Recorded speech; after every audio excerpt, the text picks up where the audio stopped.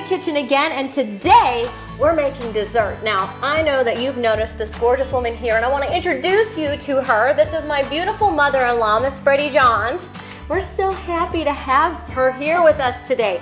You guys, she is a cooking connoisseur, and I have to brag on her a little bit here because not only is she a fabulous cook, but she's a pro golfer. And Mom, tell how old you are. I'm 65 and proud. Yes, 65 proud and just living the life. I tell you, she's an incredible cook, incredible golfer, an amazing teacher, and one thing that she does every single week to stay healthy is she comes, she gets adjusted, and she's on our Core 4 supplement program, which is just fabulous. So today we're about to show you how to make the most delicious cheesecake you have ever tasted. We're so excited. You are gonna love this.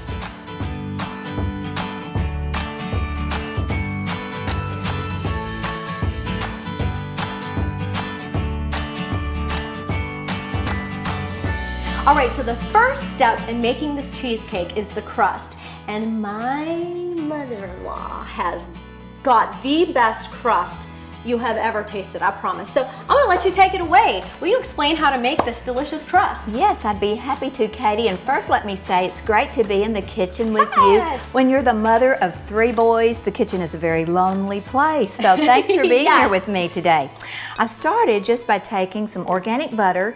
I used approximately 3/4 of a stick, and this is a Pyrex dish. You can just put it on the stove and melt it as you're working, right? Less pans to wash. We like that, don't we, Katie? Absolutely. And then we're going to take just your almond flour. So that's good, healthy almonds. I have a 1 cup measure, and I'm going to just, can't reach it in, I'll just pour this in here.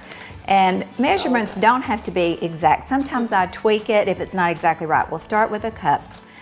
And then I always put just a little bit of sea salt. I always use unsalted butter because then I can control the sea salt that I put in.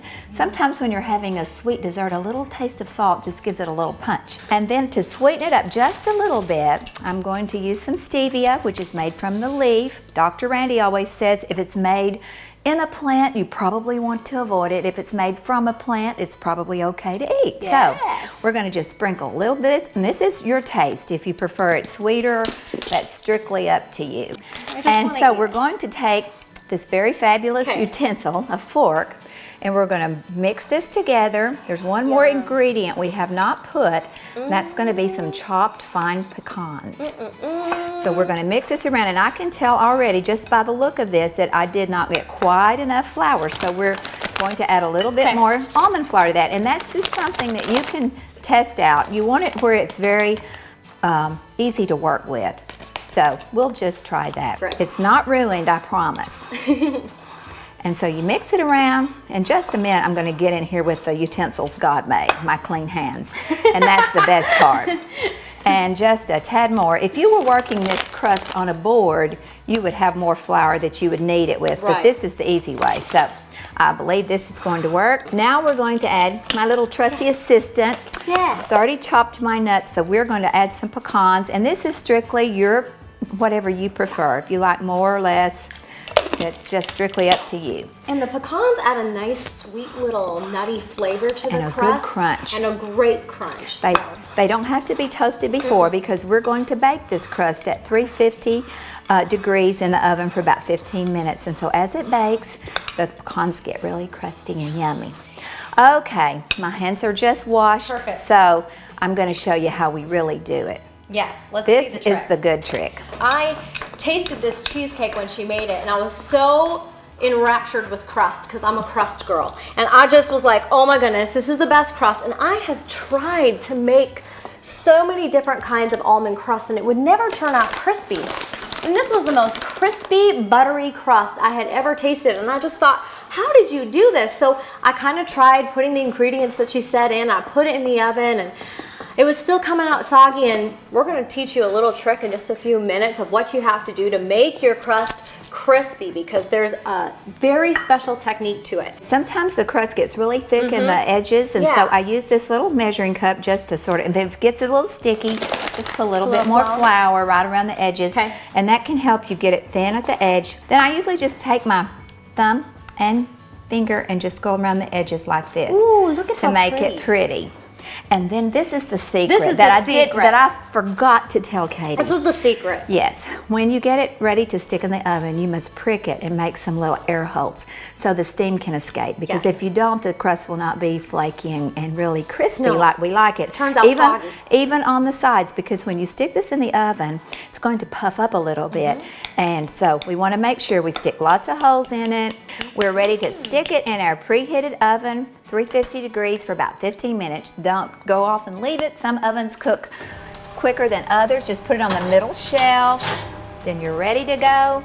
And then we'll get the filling ready and the berries while that's baking. All right, so what are you doing? Let's explain for Okay. everybody. I You've got just so put much in fun. Some room temperature cream cheese. It's organic cream cheese we get from our granary store.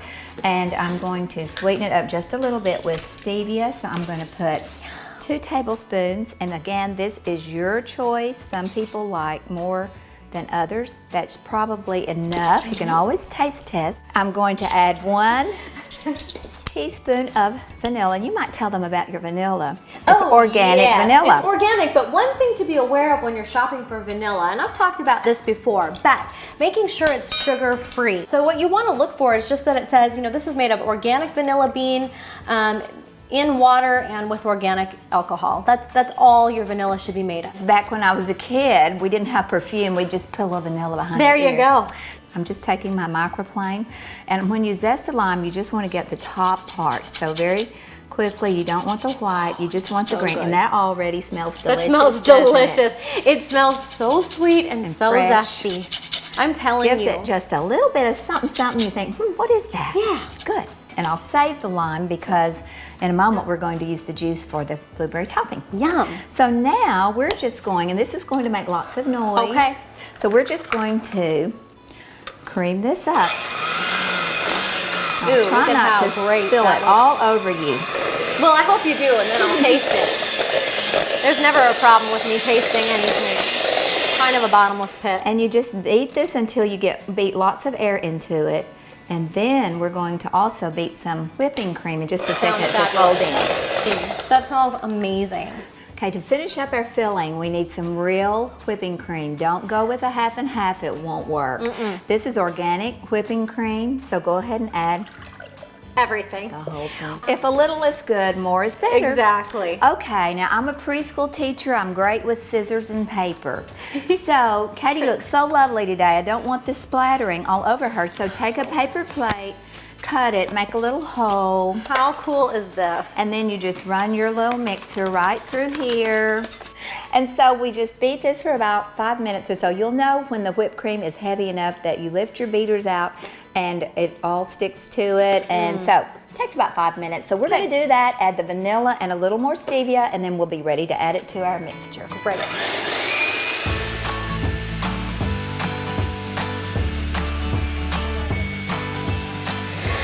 Okay, now that whipped up quicker Yeah. than 5 minutes. So be sure and look because you Yes. never know about your whipping cream. right. Sometimes the heavy cream whips up even faster than we thought. I'll go ahead and use this spatula because we're going to add it all Mix together it. anyway. That's right.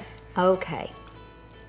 Because you don't want to use your mixer to add these two things together. You want the air incorporated in there to stay. So I've made that mistake before. I'm going to add more vanilla. So good. It's 1 teaspoon. 1 teaspoon. Perfect. Yes. We're sweetening every Yes. layer with stevia, so I'm going to also add. The stevia makes it really sweet, but it doesn't make it too sweet. It's perfect, I'm telling you. Okay, and be very careful as you mix this together. And then we're going to just fold this in. Okay. So you just pour that into the cream Yes, cheese I'm just part. going to put Okay. this in here, and then we'll take steps to just, so you can see how thick and nice and rich this is. This looks amazing right That's now. why it's important to get organic whipping cream, That's because right. we have quite a bit in there. I'm going to put this in the sink. And then later I'll dig that out and I will lick Now it. to fold, you just go to the bottom of the bowl and come up, and then cut through and do it again. And you just keep doing Ooh, this there's an art to this, let me until tell you. And if you get a little on your fingers, you know. Fine. Okay. And it's okay So- if you want to lick the bottom of it afterwards. Like, no one's going to judge you for that. Now this Wow. filling is ready to go in that shell, and I'm going to check the oven and see if our pie crust is ready to take out. Yes, let's do that fun part. Okay. Oh, yes, yeah. I think it's perfect. Get some room for you there. That looks absolutely delicious. Look at that pie crust, how gorgeous. At home, I would let this cool for a little bit before I add this in, but we're just gonna go ahead and show you what to do. Okay. But definitely if you're at home, let it cool a little bit. You're definitely gonna get a better texture to your crust because you don't want your crust to get too soggy, but we're gonna be okay. But see how nice and fluffy and beautiful this is? So good. And then I'll let you just smooth that out. Okay. Now next, what's our next layer that we need to do? It's very simple, and we're gonna do that with blueberries. Woohoo! I love blueberry. That is my absolute favorite. Okay, what do you think? Did I make that pretty enough? That's perfect. And this is when I would just stick this in the refrigerator and let it set up really nicely. So we're gonna stick it right in here. And remember, blueberries are our friends. Very high antioxidant berries, so we love blueberries. So just put them in your saucepan. And then I always like to add arrowroot. And you may not know what that is, but it's just made from a plant, and it's a great thickener. It's gluten-free, has no taste. It's very easily heated over a low heat, not a high heat. So this will just thicken the juice on your blueberries and help it stay on your pie. So I'm just gonna put a tablespoon of that inside. Back to our wonderful stevia plant. What would we do without that? I don't know. Sweeten them up just a little bit. Then as we put it on the stove, we're just going to stir it and wait until the blueberries just become a little bit softened and the juice comes out and thickens. Delicious. Then I cut the lime and put the juice of a lime in there. Right. So right now we'll just take it to the stove, and I'm putting it on low heat. Okay, our blueberries are ready. I just squeezed the lime juice in. Then you can top them across liberally, however you want. It's also beautiful if you have just a little mint growing in your backyard. To just put a little mint on there. We need our vegetables, just add some mint, you know? So that makes our delicious cheesecake. Thank you so much for being with us today. We had so much fun. We hope you enjoyed it. Now, let's eat some cheesecake. Sounds great.